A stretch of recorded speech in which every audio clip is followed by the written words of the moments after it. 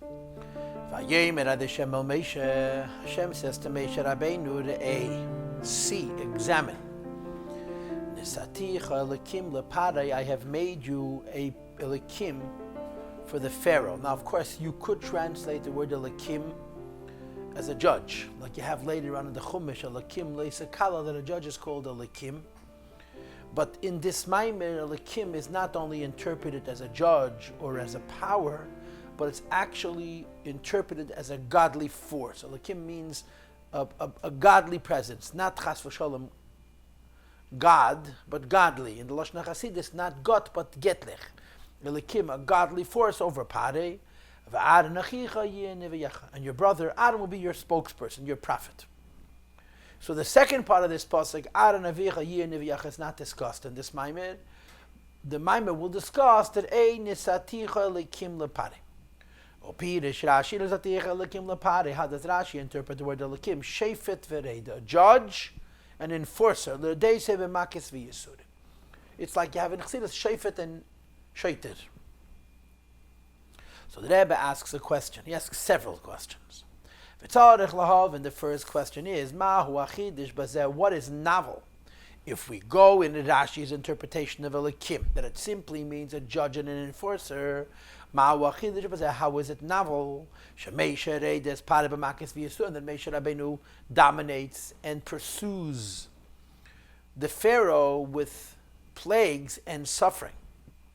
And the fact that the Pasuk says, see, examine, that. And the Rebbe says in Yiddish, Kuk sich zu, pay attention and examine, that I have placed you as an Elokim over the Pharaoh. Mashma, this indicates it's a novelty and a wonder.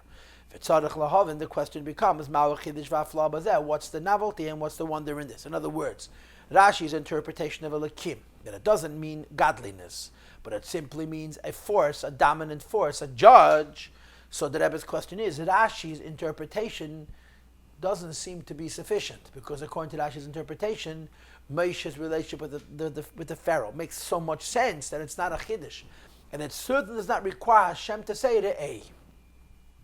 There's another question. There's a medrash that says as follows: Sha'om HaKadosh Baruch Hu LaMoshe God, Amar says to Moshe Rabbeinu,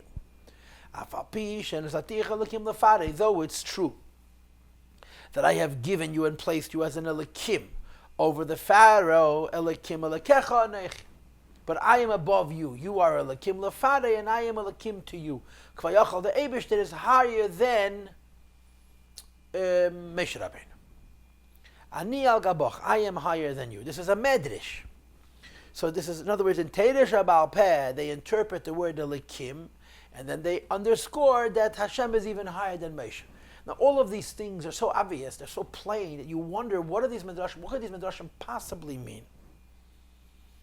Umezeh mash, which indicates Sha'in the Nesaticha Elokim leParei, that Moshe Rabbeinu is being called Elokim in the relationship with the Pharaoh, and that Hashem has to say Ani al Gaboch hu me'ein inyan halakus, has to be in some way a godly idea, because by saying that Moshe is Elokim leParei and that Hashem is Elokim higher than Moshe, it would make no sense to say that Hashem is higher than Moshe if the word Elokim in the pasuk here only means Shefet v'reida. In other words, the Rebbe proves from this medrash, not like Rashi's pshat. Rashi's pshat is that Elokim means a dominant force, a judge, an enforcer. If the word Elokim means a judge and enforcer, there's no need to say Elokim Elokecha Anechi, that Hashem is higher than Moshe Rabbeinu. It's obvious. Of course Hashem is higher than Moshe Rabbeinu. Moshe Rabbeinu is the creation, and HaKadosh Baruch Hu is his creator. Therefore, the Rebbe says, from the second medrash, you have to say a different pshat in the pasuk. That when it says Re'eh Nesaticha Elokim leParei, you cannot accept that the totality of this is Rashi's interpretation. That Elokim means a Shefet and a Reida, but Elokim means some kind of a godly force. Not God chas v'sholem, but a godly force. If you understand Re'eh Nesaticha Elokim leParei, that Hashem tells Moshe Rabbeinu, you are in relationship to the Pharaoh, a godly force. So first of all, you understand the word Re'eh. In Yiddish, Kuk sich zu, pay close attention to this idea. Because considering the fact that Hashem is elevating Moshe Rabbeinu to a level, to a place, to a plane, where he's calling him Elokim Lashon Elokus. This has to be stated as Reah. And it also explains at least a little bit why Hashem has to say that Ani Gadol B'Mecha. Even though you're in Elokus, Hashem is even higher. And of course, even that's not simple, and this Maamar is going to develop this as well. Umizeh mashma, this indicates when the pasuk says that God Almighty says to Moshe Rabbeinu, I have placed you as an Elokim. To pare is me'ein yin Elokus. It's similar to the idea that Hashem is Elokus. And then it is only that even though Kvayachal, Moshe Rabbeinu is the yin of Elokus, and the Eibush is the yin of Elokus, Ani al Gabach, the Elokus of the Eibush is higher than the Elokus of Moshe Rabbeinu. V'hainu, in different words. She'im hayes, even though the idea that Hashem is godliness over Moshe Rabbeinu, who is certainly not the same idea as Moshe Rabbeinu, being a godly presence over the Pharaoh. Why? Because this is the Eibishter, and this is Kvayachol Moshe Rabbeinu. The notion that Moshe Rabbeinu is an Elokim Lefare is, at least in part, as Rashi said, the days of Makal v'Yisurim. When it says about the Eibishter, that he's an Elokim to Moshe Rabbeinu, it certainly does not mean that he's going to dominate and suppress Moshe Rabbeinu. The mitzad madrigos shel Moshe, considering who Moshe Rabbeinu is, harei pshita, it's self-understood. Shel shayach leimer, sheyitzarach ledeisei. Certainly Moshe does not need to be dominated and suppressed and pushed in a particular direction.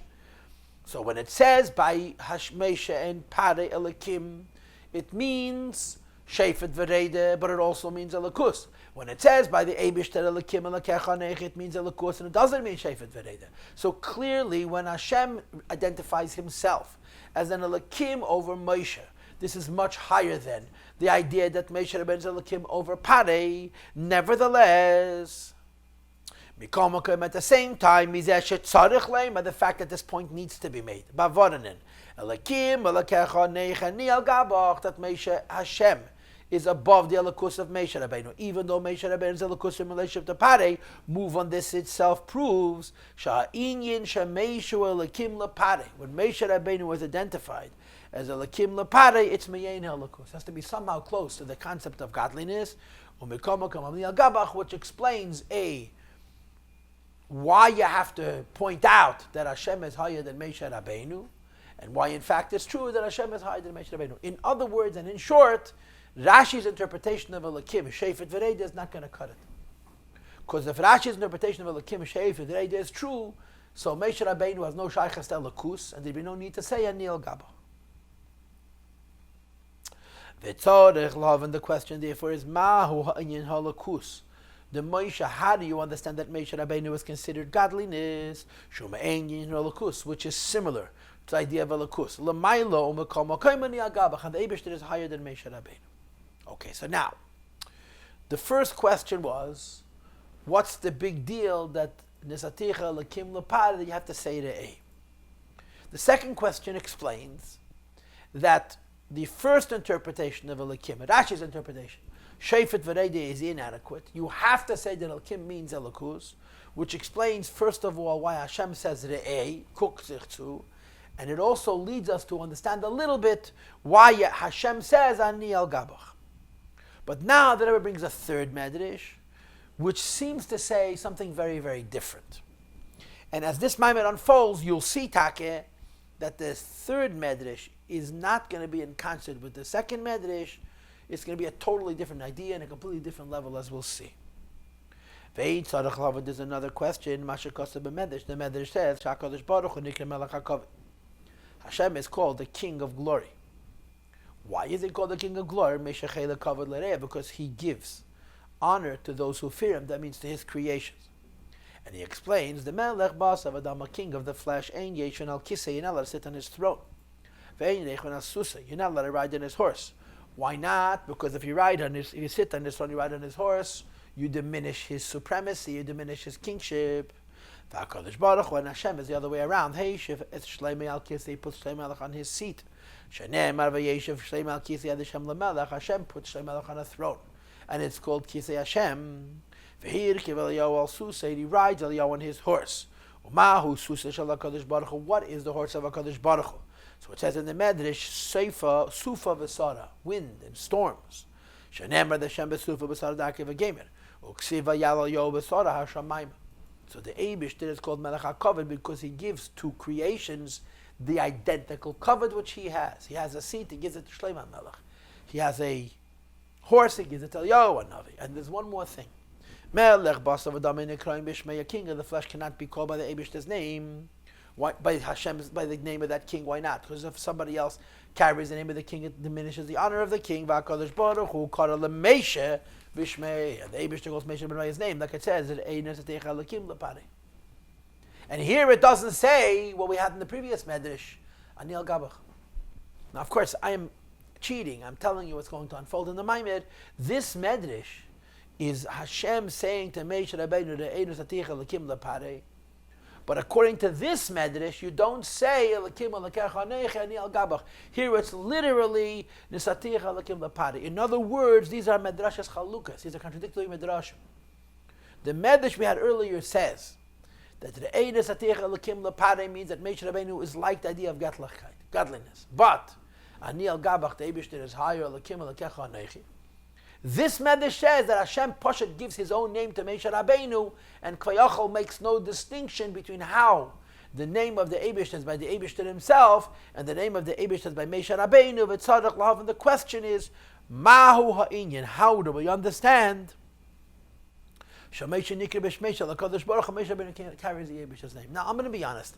I learned the Maamar, right? I have the advantage of foresight. So I talked into the paragraph that we just read a lot of the ideas which are going to become clear later on. But I want you to, so to speak, see it my way. We start off that Elakim means Reida, Shefet Vereida. And we prove that Elakim can't mean Shefet Vereida, it has to mean Elakus. That Moshe Rabbeinu was Inyan of godliness, but Ani al Gabach, the godliness of the Eibishter is even higher than the godliness of Moshe Rabbeinu. And then we finish with the second Medrash that not only is Moshe Rabbeinu's Elakim an Inyan of godliness, but the Elakim of Moshe Rabbeinu being godly is exactly the same as Elakim of the Eibishter. He gives him his name. So you have three steps. Step number one is Elakim means Shefet Vereida.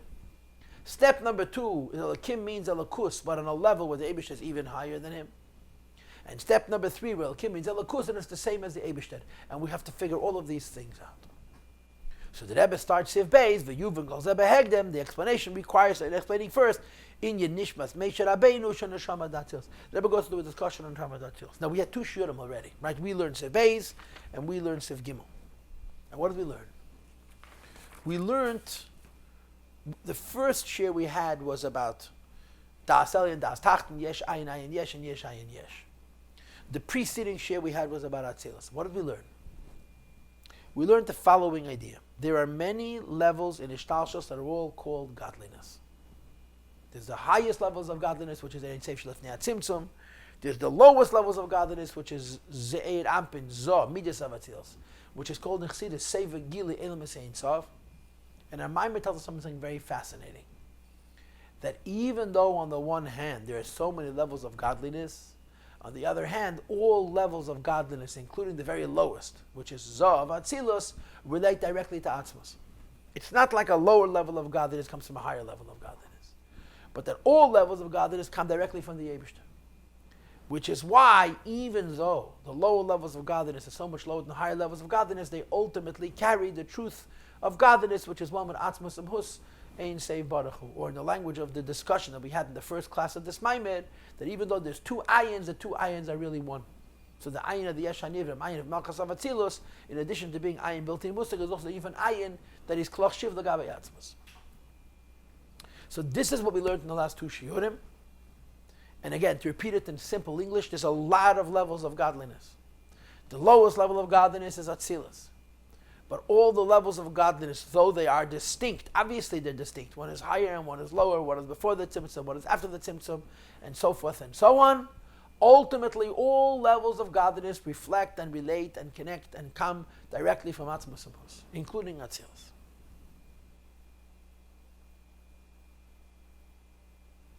Now you go to page Samach Gimel. You go to page Samach Gimel, and you read the last three lines of Sif Gimel. In other words, I just skipped the 2 shiurim that I had given you. And we move to page Samach Gimel, first paragraph, 3 lines from the end of the paragraph, where it says, Umikols, and move on, all of this explains, Shatzilus or Lakus, that Atzilus is godliness. Umishum Zeh, and as a consequence, the fact that Atzilus is Lakus. Hinigam Neshamas da Atzilus and Lakus Mamish, souls in Atzilus, are also godliness. And of course, the point is, Atzilus, when you say Atzilus, you mean Eidus and Kalim. And Eidus and Kalim are Iyu v'Chayev v'Gamei Echad. Neshamas of Atzilus, even though they come from Eidus v'Kalim, but you'll see later on in this Maamar, it says in Tanya, that they're Yotzu v'Nifredu, that they're created in a way that although they come from Kalim of Atzilus, they become separated from Kalim of Atzilus. And they're in a state where you don't say about them, Iyu v'Chayev v'Gamei Echad, because they're entity b'fnei atzmam. Nevertheless, even Neshamas of Atzilus continue to be Elokus. Because Elokus has many levels, higher levels, lower levels, and so on and so forth. Dveikus Nikedes, Dveikus Buti Nikedes, and so on. But ultimately, all levels of Elokus really dachvit to the Atzmas. And now the Rebbe goes back to the beginning of the Maamar. V'zehu. Once we understand, as we discussed in the last shir, and in the shir before that although there are so many levels of godliness, in Ishtalshos as discussed, all over Kabbalah and all over Chassidus, even the lowest level of godliness relates directly to Atzmas and Hus. In other words, even Atzilus and Neshamas and Atzilus relate to Atzmas and Hus. V'zehu, and this is the Pshat, Shemesha. Shenishmasa hi Neshama d'Atzilus, Mesha Rabbeinu is the Neshama v'Atzilus, Nikri b'Shem Elokim is called Elokim, K'mesha Kosov Nesaticha Elokim. So when it says in the Pasuk, Re'eh Nesaticha Elokim L'parei, it doesn't mean only Shefet v'Reid, as Rashi says, because then you wouldn't have to say Re'eh, and you wouldn't have to say Ani Godlo Mimcha, Gavaya Mimcha, Ani Al Gabach. So Meisha Rabbeinu as being Elokim means Elokus. Zehu Shemesha. This is the pshat that Meisha Rabbeinu. Shenish Masei Neshama Datzilus the soul of Atzilus. Nikra b'Shem Elokim Meish Gas Natich Elokim. Not like Meisha, like Rashi says, Shefet v'Reideh, but like the Maamar says, Elokim Lashon Elokus. So now let's repeat again. Now that we established that Meisha Rabbeinu's Elokim means he's Elokus, that he's godliness in the world, we have the question: what does it mean in the first medrash Anil Gabach, and what does it mean in the second medrash that the Eibishter gave his name? The Eibishter is called Melech HaKavod because he gives his kavod, and he gives his merkavod, and he gives his sus, and he gives his name to Meisha Rabbeinu. That according to this latter medrash, it seems implicit that Meisha Rabbeinu is carrying Shmeisha LaKadosh Baruch Hu is Poyachal the same as Shmeisha LaKadosh Baruch Hu is by HaKadosh Baruch Hu himself. So now we start Siv Dalet.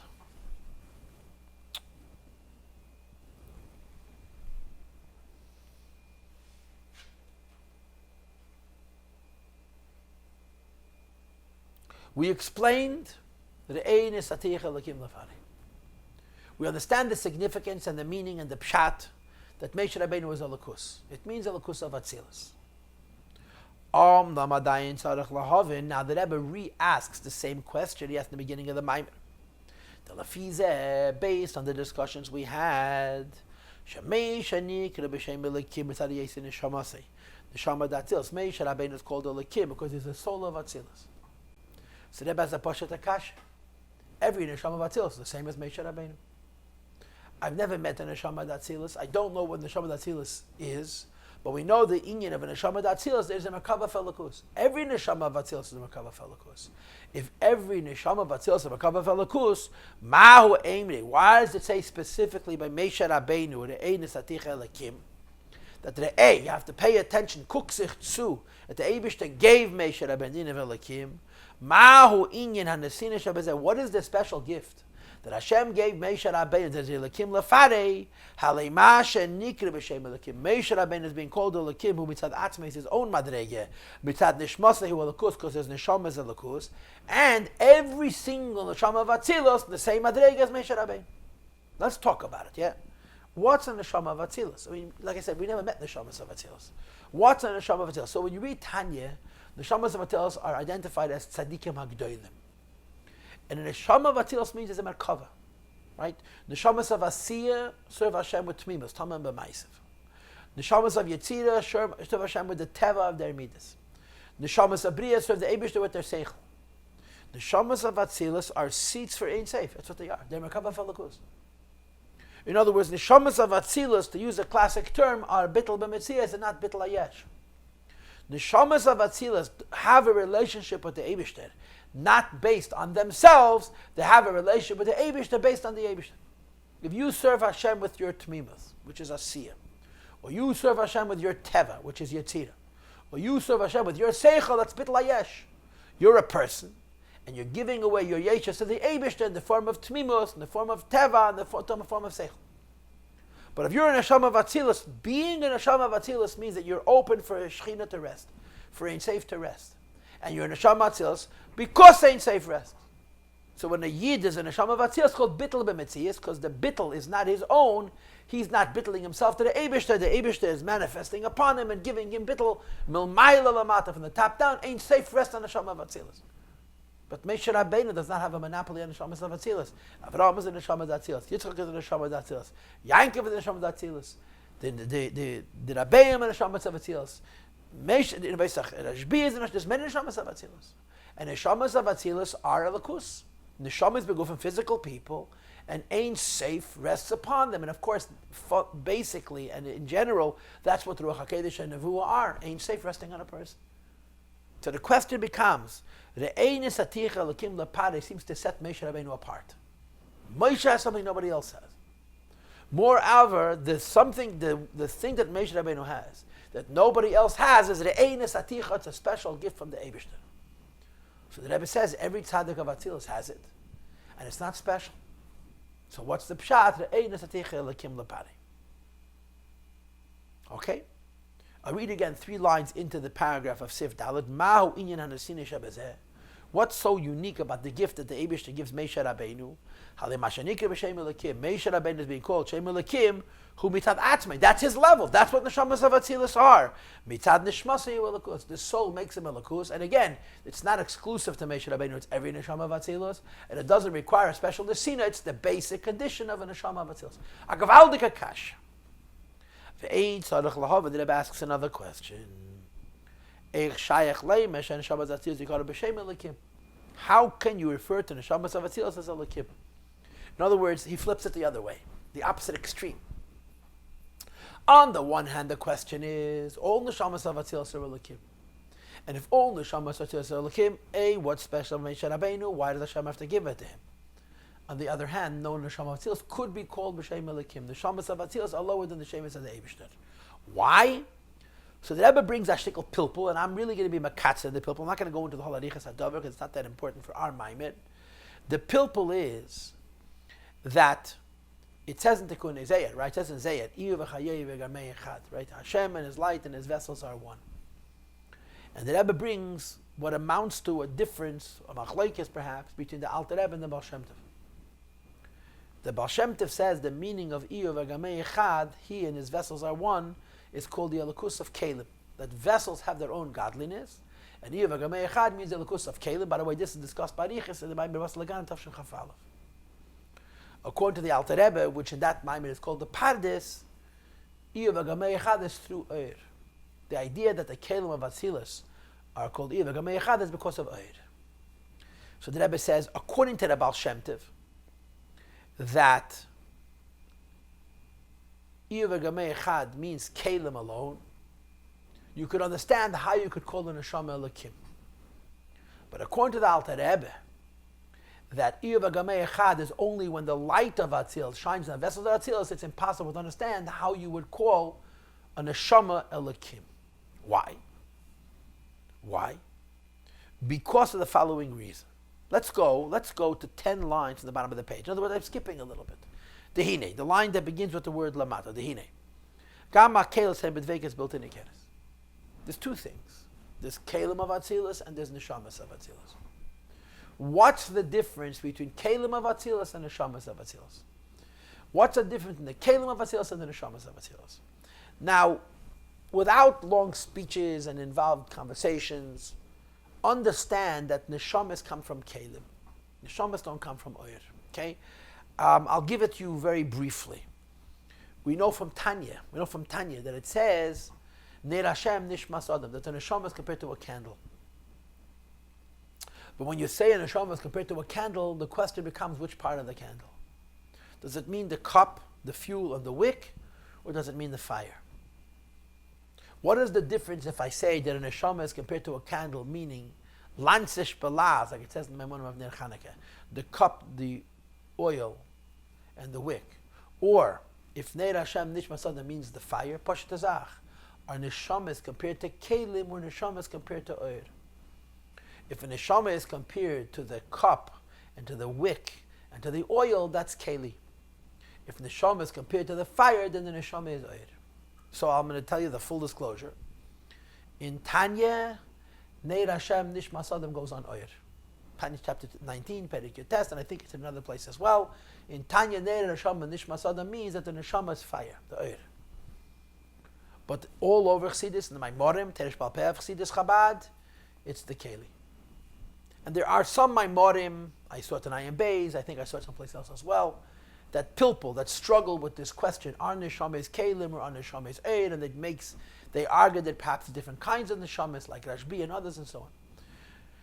The bottom line is, Kabbalistically speaking, the standard understanding of Kabbalah is that neshamas are kelim. And there's a mile of neshamas being kelim because they're atzmos, they're like ben as opposed to like eid and like chochma. The bottom line is, it's very uncommon to understand the mysticism of a soul as being connected to the light of Ein Sof. We instead associate the mysticism of a soul to the vessel. Kelim of Atzilus are called Vekas built in Keres. Vessels of Atzilus, we had this in the earlier part of this Hemshech. In other words, many classes ago, but on this Hemshech, Kelim of Atzilus is called Vekas built in Keres. The meaning of the word Vekas built in Keres means Kelim of Atzilus have no identity other than the fact that they represent the Eibishter, but you cannot know it. So if Kelim of Atzilus, the Dveik is built in Ikeres, they represent the Eibush, you cannot know it, how do we know it? And there's a very simple answer. When oil goes into Keli, when the light of Atzilus goes into the vessel of Atzilus, and the vessels of Atzilus don't go crazy, and the vessels of Atzilus don't shatter, but the vessels of Atzilus receive the light in a way of Pnimius, the light's manifesting in the vessel proves that even before the light went into the vessel by itself was a Dveikas Nikeres. Was Dveikas. Now, but then Dveikas built in Nikeres. So Kelim of Atzilus are expressions of Hashem. They have no self-identity other than expressions of the Eibishter, but built in Nikki, you can't see it. Neshamas are the same thing. Neshamas of Atzilus are like Kelim, Vekas built in Nikeres. So that's point one. Point one is, Neshamas, like Kelim, you don't see that they're ain't safe because the Dvekas is built in Nikki. But there's another thing. And the other thing is that neshamas are yatzu v'nifredu. What is the meaning of the words neshamas yatzu v'nifredu? It means a very simple thing. It means many things. But one of the things it means is very simple.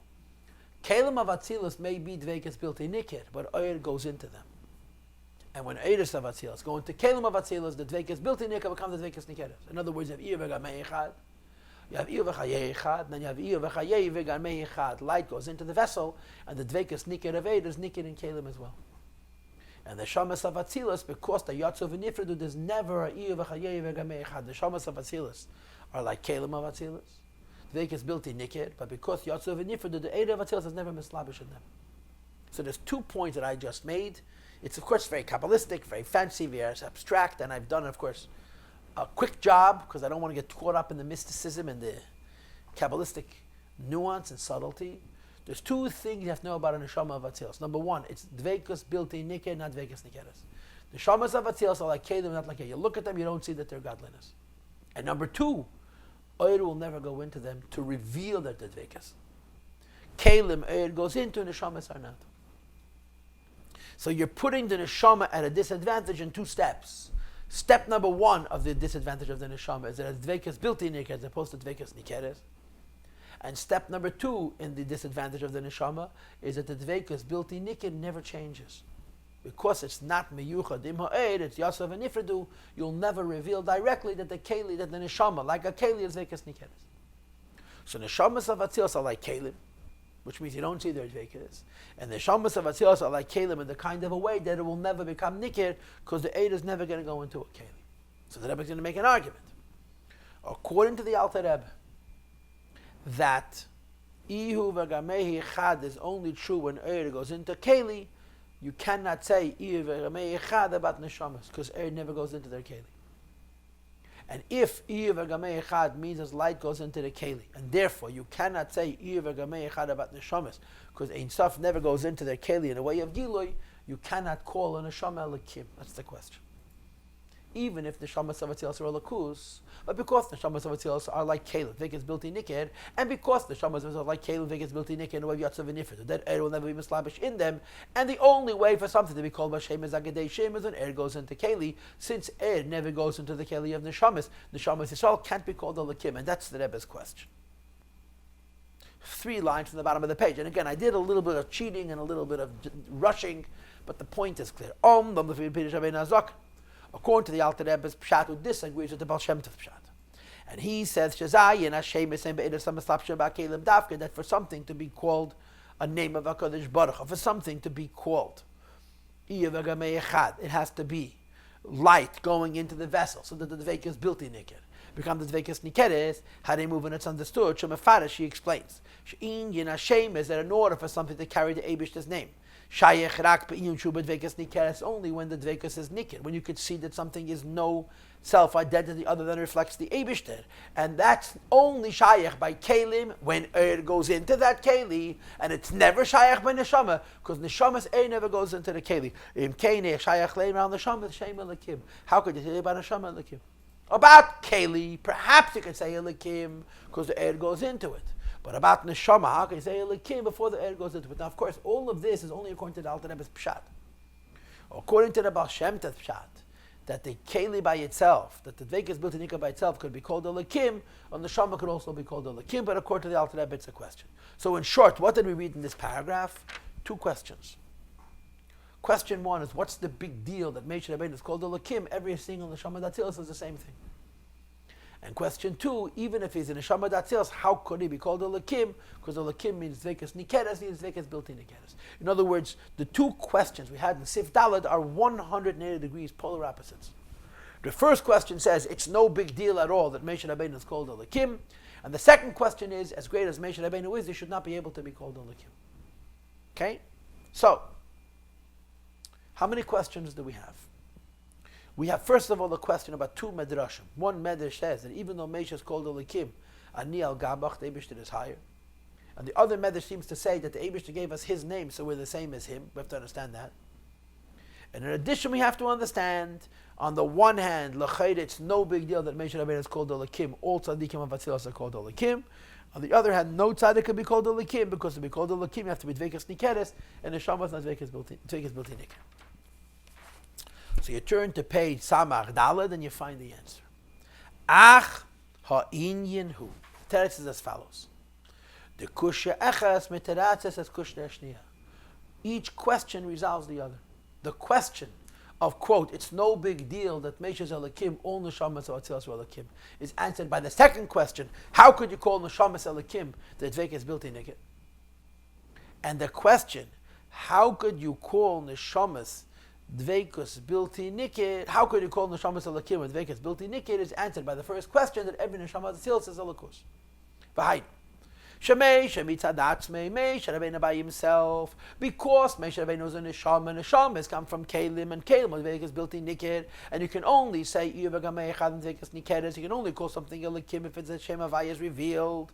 Leishayach Shem elikim. Like the second question asked, you should not be able to call him a Elikim. The Meyes, in Neshama Datzilas, though, is in Neshama Vatzilas Mikomakam still. Kiv and Shigam Neshama Datzilas Kvayatzum Yakelim, the Neshamas of Atzilas are separate from Kelim. Now, first of all, remember, Kelim Advek is built in Nikir. But Kelim Advek is built in Nikir, at least, that will go into the Keli and transform the Keli built in Nikir. Dveikus built in Nikir into a Dveikus Nikeres, but by Kelim, by the Neshamas, there is the additional idea of Yatzav and Ifredu. That in addition to being Dveikus built in Nikir, they will never become Dveikus Nikeres. And therefore, in Shayech L'kreisam Ba'Hashemet, you should not be called Moshe Rabbeinu by his name. It says, the Rebbe Achal Zeh Amar HaKadosh Baruch Hu Nesaticha L'kim, and this is Taked HaChidush. All Neshamas of Atzilas are Elikus. But the Neshamas of Atzilas are not Elikim. Because the Neshamas of Atzilas are Elikus on a level of Kelim. Kelim is Dveikus built in Nikir, and they're Elikus on a level of Dveikus built in Nikir, and Eifim Yatzav and Ifredu, they're never going to be Dveikus Nikeres. And therefore you can't call them Elikim. And therefore Hashem says to Moshe, Reah Nesaticha Elikim, even though Neshamas of Atzilus, according to the Pshat of the Alter Rebbe, cannot be called Elokim. The Neshamas of Atzilus, even though they're Dvekas Nelakus, cannot be called Elokus. You, specifically, I'm going to give that koyach to. I made you into Shem Elokim. She'inyan zehu mitada'ir is the Eibishter is giving to Moshe Rabbeinu something which he gives no other neshama of Atzilos, that he's called Elokim, because he gives him eir. In other words, Moshe Rabbeinu goes from being dvekas built-in nikeres to being dvekas nikeres. The pshat is the hine and the neshama should not be teheri. Every neshama comes from Atzilos. Ukut isim b'tan value rabbit in medrash. Each person can say, and therefore must say. When will I be as great as the others? And we say, and of course the question becomes, how can one say, I'm not the others? And the answer is, when you come down into this world and you do physical mitzvahs, you need to say that we who are separate from Elokus join as a one to the Elokus, which is the meaning of l'shtaba b'gufa de malka. And the Rebbe says, I don't want to give you long speeches, but again, this is discussed at great length in the last 100 pages, in the Shvuah Samach Zayin part. And one of the things that Rebbe Rashab discussed at length there is the following idea, that the Pasuk says, the Siddur says, Neshama shem zata bi tehirei. And the Pasuk says, V'anche kedesh tihi only. A Neshama starts out as tahir, and the Neshama has to graduate from tahara to kedusha. And it does it through its own avodah. This graduation from tahara to kedusha is a graduation from kelim to eir. Neshama says they're born are like kelim dvekas bilti nikin. And the shamas through avodah become like her, dvekas nikeres through avodas Hashem. So the Rebbe Rashab says in Samach Vav, a neshama is called teherahi. That means it comes from kelim. And there's a whole long discussion about what kelim means. There's dibur, and there's machshava, there's shedish machshava, there's esis hakika, la'acharat simtzum, esis hakika. Lifnei Tzimtzum, a whole bunch of levels in Yisrael all over Machshava. Bottom line is you can go high, even higher till Atzmus. The Shamas are Kalim. What are Kalim? Dvekas built in Ikeres. They're a lakus, but as an entity that is separate.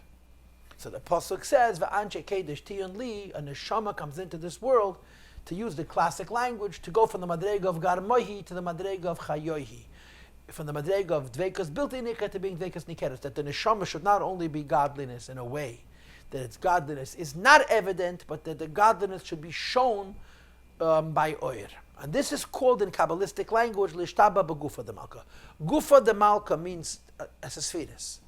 The body of the Eibush is esespheres of Atzilus.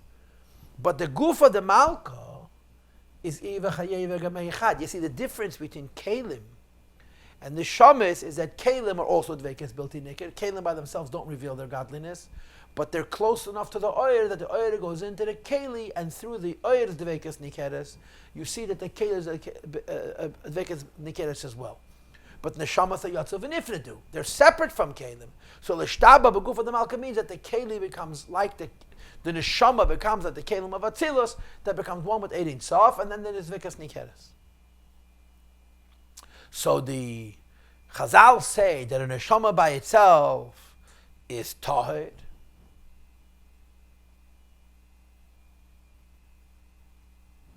And through a neshama coming into this world, it goes from Tara to Kedusha. It goes from Dvekas Bilti Nika to Dvekas Nikeres.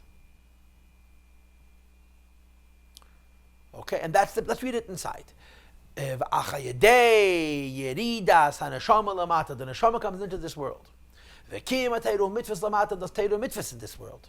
Nasa ha'inyan, the neshama, which is Dvekas Bilti Nikin, in a way of Yatzu v'nifredu, is Lishtava v'gufa de malka. It joins with the Sfiris of Atzilus, which is called Gufa. And then, Vari Indian, Lishtaba Bagufa de Malka, this joining with the Sfiris of Atzilus, Eidin Kelim, is Leirak Ba Kelim, Alagam Ba Eidin Samislapsham Ba Kelim. Then the Shaykh has to Eid. And when the Shaykh has to Eid, the Neshama also becomes Vekas Nikeres. And when the Neshama becomes Vekas Nikeres, you can call it Elakim. And the Rebbe says, every Neshama is this way. that through avoida, through the lamata becomes the shtab of for the malcolm, mikol sheken who ben neshamas da atzilus. And certainly the neshamas of atzilus through avoida they go from dvekas bilti niket to dvekas nikeres. And once they become dvekas nikeres, they can be called olikim. V'nishmas meisha the meisha rabeinu's neshama shinim shech begam bechinas eidus. That there's a yin of eid in the neshamas of atzilus, and that's the pshat valzeanem and Nesaticha olikim. Shoy, there's a kash with the teretz, right? What's the question? On the one hand, what's the big deal that you call the neshama elikim? On the other hand, it's impossible to call the neshama elikim because elikim is only dvekas nikeres, and the neshama says dvekas bilti nikir. And the answer is that through avodah, through yirid and tzedek aliyah, the neshama becomes dvekas nikeres as well, and then you can call him elikim.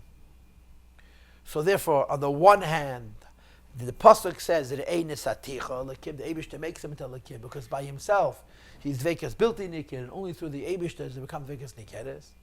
On the other hand, becoming dvekas nikeres is basically the purpose of a neshama. You need to tzedek aliyah. So the Rebbe says, wait a minute. He asked the question again.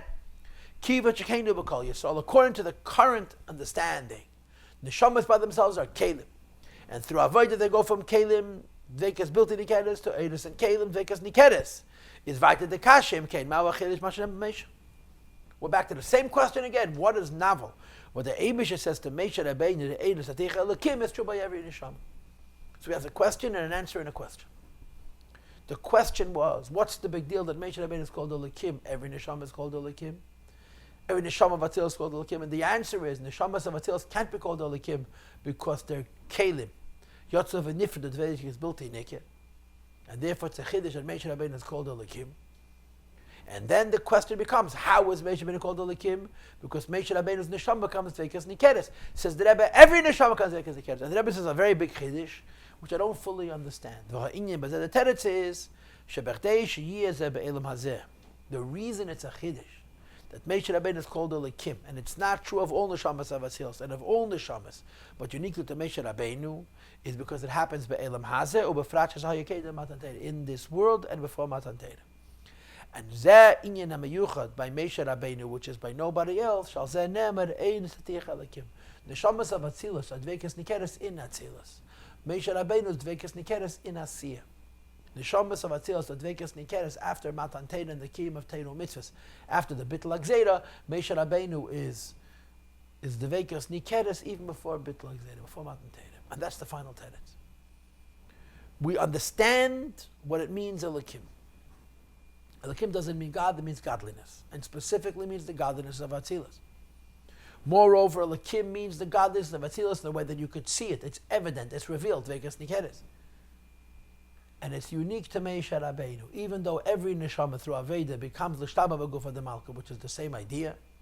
But Meisha Rabbeinu, first of all, it's revealed in Asiyah, not only in Atzilus. And second of all, and I think this second point is real, the radical point, it happens Kedem Matan Torah also, which is a big tzaddichi and godless, needs to be understood. So what do we know? What do we know? Re'eh Nesaticha elikim lapare doesn't mean that Meisha Rabbeinu is a shefet v'reid. It means that Meisha Rabbeinu is godliness. Moreover, Meisha Rabbeinu is godliness in a way that's revealed, dvekas nikeres, like Kelim of Atzilus and Moed Eres of Atzilus. What else do we know? That there's two medrash.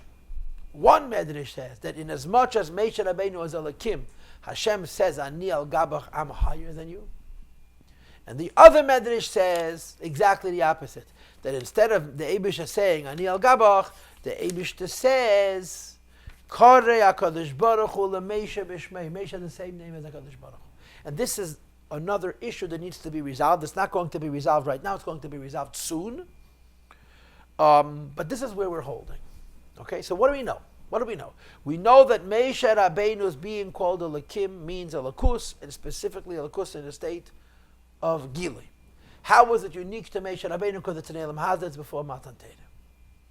So Meisha Rabbeinu's Neshama, which by itself is Kelim, through Avodah, or whatever the case is, has a Gili of Oyer, and it becomes called a Lakim. And then the Rebbe continues, and he just speaks the same idea we spoke until now, but in a... No, wait, let's continue reading. Sifhei, I made a mistake. However, it may be true That Hashem tells Moshe Rabbeinu, you are Elokim, which means your godliness. Moreover, your godliness in a revealed way, and in Asiyah, which is why it can be called Elokim, as opposed to other neshamas of Atzilus. That before Matan Torah, we're not able to reveal Oyer in Keli was not vacant built in Nikit, and it was not in Asiyah. Mikama Kamalei HaKadosh Baruch Hu, the Eibush goes on to say, Elokim Elokecha Anechi, Ani Al Gabach. You are Elokus and Atzilus in a way of revelation, which justifies you being called Elokim. Says the Eibush that I am even higher. What does that mean, even higher? There's levels of godliness. That's the point. There's levels of godliness. In other words, there's two sides to this coin. On the one hand, we say the lowest level of godliness and the highest level of godliness are exactly the same. On the other hand, there's levels. So on the one hand, Moshe Rabbeinu is called Elokim because even the lowest level of godliness is godliness. And at the same time, there's higher levels of godliness, and the Eibush says, Ani Al Gabach. And as you'll see later, one level of godliness compared to another level of godliness can say, I am higher than you. Says the Rebbe, the Pshat is as follows. We now understand that Moshe Rabbeinu is called Elokim, which means he's godliness. Godliness and Atzilus. And godliness and Atzilus in the way that it's revealed. Because it's not just in Keli, it's also it's Eira Mislavish Bekeli, Dvekas Nikeres, says the Rebbe, Mitzad Madreges Atzilus is only in Atzilus. Avol Ein Seif Ulamayla Atzilus. Ein Seif is higher than Atzilus. And the Eibush that is Ein Seif, which is higher than Atzilus. It says in Kabbalah, this is from the Sefer Hapadah, so the Pelach Harimin, that the distance between Atzilus and Asiyah is less than the distance between Kesed and Atzilus. So Atzilus may be Elokus, but the Eibush is higher than Atzilus. V'gami Sahaloshen Atzilus v'Asiyah Shavan. The Gabi Ein Seif, Atzilus and Asiyah are exactly the same. So the Alter Rebbe says, Zewani Al Gabach. You're Elokus. You're Elokus and Ephraim Dvekus Nikeres. You, Moshe Rabbeinu, are Elokus and aware Dvekus Nikeres. And you can therefore be called Elokim because it's happening in Asiyah, it's happening Liftei Matan Torah, but the Elokus is even higher than that. Compared to the source of Ein Seif, which is higher than Atzilus, Harigam Ak Shalamayla Matilus, even Ak, which is above Atzilus. She'ein Bechinas Adam Lamayla Men is the highest Madrega of Adam, is the highest world. Nikim Shem Adam the Bria de Klalos. And Ein Arech Lagabi Hamaitel. Ein Seif is higher even than the highest world, and certainly higher than Atzilus. And therefore, there's two truths. Truth number one, that it's a big deal that Moshe Rabbeinu is called Elokim. And truth number two is that Moshe Rabbeinu be called Elokim is in Kalim, is in Elamis, and Ein Sof is even higher than Elamis, Ani Al Gabach. V'zehu, 4 lines from the bottom of page Samach Daled. This is the Pshat. Eimre Elokim Elokecha Anechi. Your godliness, but I'm the godliness of godliness. Ani Al Gabach, I'm higher than you. And the Rebbe brings that interesante shtickle siddur. V'zehu Masha Kosav Heidul Elokei Elokim. Every Shabbos we say what's called Halal HaGodel, which is Psalm, I think it's 136, Kuf Lamed Vav. And one of the Heidul Hashem Ketev Kili Elam Chastei, Heidul Elokei Elokim Kili Elam Chastei. You praise the Eibush, it's called Elokei Elokim, the God of gods. Now, what's the simple meaning of Elokei Elokim? The simple meaning of Elokei Elokim is that there are pagan gods. Avodah Zarah, the Eibush is Elokei Elokim. But according to Chassidus, Elokei Elokim means that the Eibush, there is the godliness above the godliness of Shem Elokim. The L'cheira Einei move. I don't understand. Umas Elam Kadali Elokad Elokayim. Goyim call the Eibush the God of gods. So if this word, Heidul Elokei Elokim, was talking to Goyim, it makes sense that they have their own gods and the Eibush is Elokei Elokim. But this isn't Tilim. It's a part of Yiddishkeit. And Yidden don't have other gods. So what's the taich? Mahu, Ma Shayach Liyisol, Elokei Elokim. And the answer is, Ach Yehud Elokim Koyal Atzilus. Elokim means Atzilus. Kalim and Dvekas Nikeres. And Elokei Elokim is Ein Seif Shalom Atzilus. So Elokim doesn't mean Chas v'Shalom, other gods with a small g. Elokim means the godliness of Atzilus in a state of revelation. Dvekas Nikeres. And Elokei Elokim is higher. So this is the pshat. Moshe Rabbeinu is Elokus and Atzilus, and it's a big deal that there's Elokus and Atzilus. And his Elokus and Atzilus is revealed, and revealed even in Asiyah. But the Eibush is Atmas Ein Seif, which is higher than Atzilus.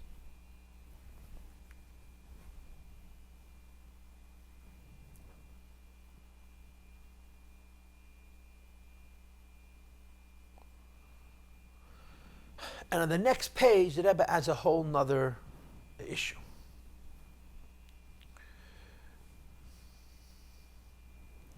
next page means, of course, page Samach Hey.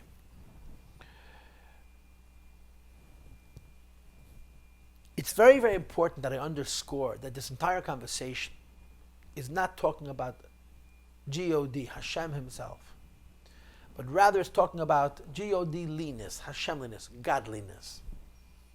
And the idea is, it's a very big chiddush that Kedem Matan Torah and Yenasiyah Moshe Rabbeinu is Elikim, and the Eibishter is higher than him. So on page Samach Hey, the Rebbe adds another dimension. He asks it with a shayla, tshuva, a question and an answer, and we're not going to read this page actually. I'm just going to tell you very briefly what he says over here. And the nekuda that he says is that just like Atzilus is limited in its Eilis B'Kelim, and Moshe Rabbeinu's being Elikim is in Atzilus, and we argue that there's Ein Seif, which is higher than Atzilus, which is Ani El Gabach. The same is true in Atzilus the close. There is Ein Seif Shalifnei Atzimtzum. And then Seif Shalifnei Atzimtzum, there's something called Gili of Ein Sof. And the Maamar here doesn't spell it out, but if you learn other Maamarim, the Ein Seif Shalifnei Atzimtzum is also called Avaya. Like, for example, Asisa Chag Shavuos Reish and Vav, and Pesach Reish and Zayin, Ubekama Makemis. So the Ein Seif Shalifnei Atzimtzum has two madregas, after the Ratzon and Lifnei Ratzon. The Ein Seif Shalifnei Atzimtzum, which is after the Ratzon, is Vavkei.